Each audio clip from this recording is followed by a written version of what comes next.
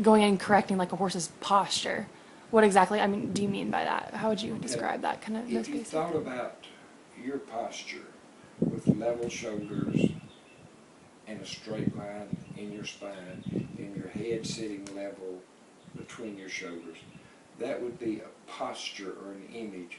And if you watch a football player come out, and then you watch a ballerina or what's the girls that design the clothes and things? Models. Yeah. Something like that, who would walk in 2 or 3 different kind of postures, that. So you have a posture for a discipline. In a horse, you have conformation.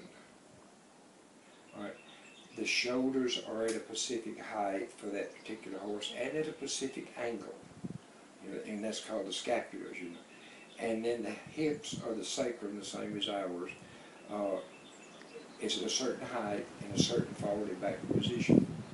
Because of the band of the muscles, if you thought about a fence, for example, and you had a big post here, and you had fence going in this direction to a corner and fence going in this direction, and somebody ran off the road and hit the post and bent it over.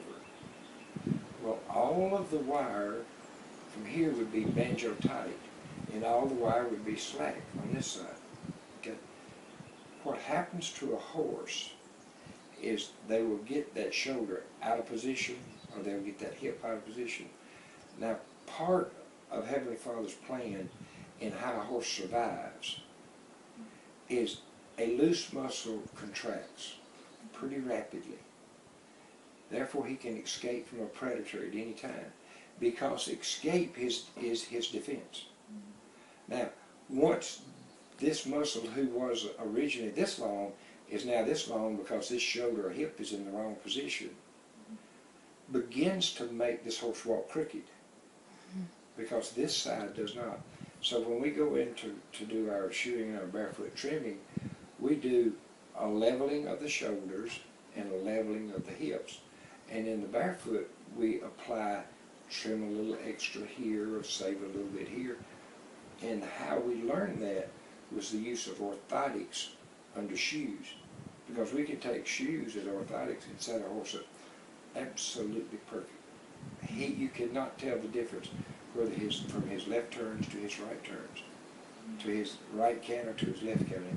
He just feels like the exact same horse both directions. If you sit down with 10 people who have 10 horses and 10 different methods of applying things to their feet, more than 75% of them, over 7 in every group of 10, will say that their horse rides better to the left or better to the right, or good to the left, and I even hate him to the right. 100% of that is posture balance. 100% of, because it is the flight of the foot. And if you watch anything studying guys who jog and how they have so far brought a person runs such a faster speed now by watching the flight of his body and getting the left leg and the right leg doing exactly the same thing, instead of being a little bit shorter than the other. If you actually got 10 people out in the yard and put blindfolds on them and told them to take 20 paces straight forward, all of them would veer in one direction or the other. Nobody walks straight unless you're thinking walking straight. You got to pick out a point of interest and head to it, and your body instantly starts adjusting. But you take the proprioception, the eyes away, and you're only walking by your proprioception. Where your heel hits is going to govern, and then this heel hits. And if your stride is a half of an inch shorter with your right leg than your left leg, then in 20, you're going to have veered 10 inches in there, And so that's what posture is. It is perfectly, or as close to perfectly, realigning the skeletal structure of a horse.